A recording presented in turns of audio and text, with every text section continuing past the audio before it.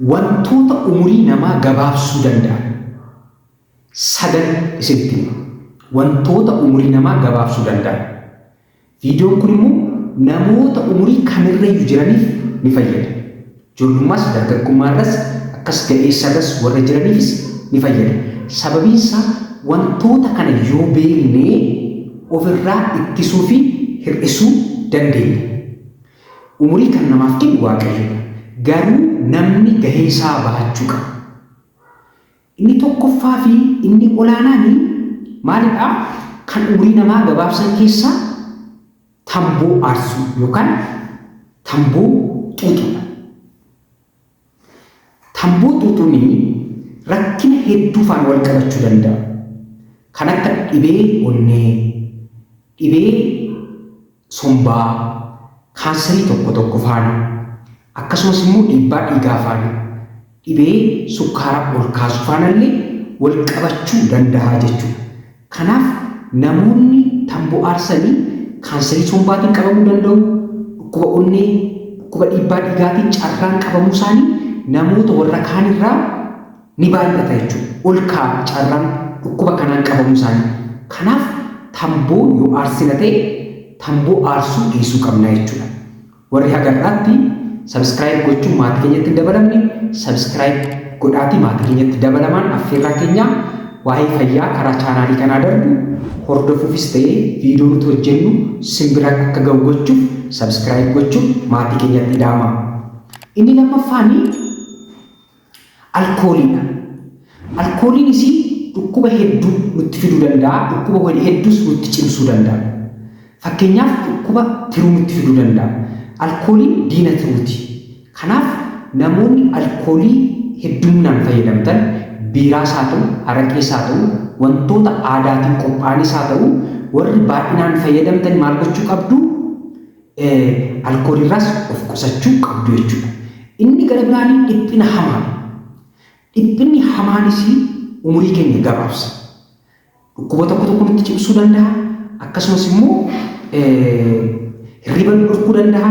Hirriba dhabuun illee, hirribni hir'achuun illee, hirribni jeeqamuun illee umurii keenya gabaabsuu keessatti gahee qabu jechuudha. Kanaaf dhiphinarraa, hirriba dhabuurraa of qusachuu qabnaa jechuudha. Inni gara biraanii ifa aduu argachuu dadhabu. Ifa aduu gahaa. Ifti aduun immoo viitaamin D qaama keenya keessa jiru aktiif akka inni ta'u ni taasisa. Kanaaf ifa aduu ganamaa argachuun illee immuniitii keenya boostuu gochuu irratti yookaan dandeettii dhukkuba dandamachuu keenya dabaluu keessatti jabina lafee keenyaaf faayidaa guddaa waan qabuu fi maal gochuu qabna? Aduullee argachuu qabna jechuudha. Ifa aduu madaalawaa, ifa aduu fayya qabeessa ta'ee isa baay'ee hamaa sa'aatii 6-7 bahuu osoo hin taane ifa aduu isa ganama bahuu argachuun illee umurii keenya dheeressuu keessatti gahee qaba. Kanaaf ifa aduu gahaa argachuu qabdu jechuudha. Inni gara biraanii wanta mi'aawaa sukkaara baay'ee of keessaa qabu, wantoota samsaman, akkasumas immoo nyaata soogiddii itti baay'ate nyaachuun illee umurii keenya gabaabsuu danda'a. Dhukkuboota hedduuf nu saaxiluutiin. Kanaaf akkaataa nyaata keenyaallee sirreessuu qabna jechuudha. Wanta sukkaarratti hin baay'annee wantoota mi'aawaa hin taane jechuun sukkaarri isaa baay'ee kan fayyaa keenya miidhu ta'uu qabu. Akkasumas soogiddis itti baay'ate kan fayyaa keenya miidhu ta'uu qabu. Akkasumas nyaatonni samsamanis fayyaa keenyaaf gaarii miti jechuudha. Isa kanas sirreessuu qabna jechuudha. Inni gara biraanii dhangala'aa sirriitti fudhachuu.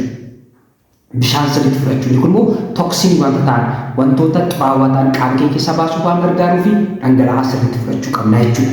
Inni gara biraanii sochii qaamaa sirriitti gochuu.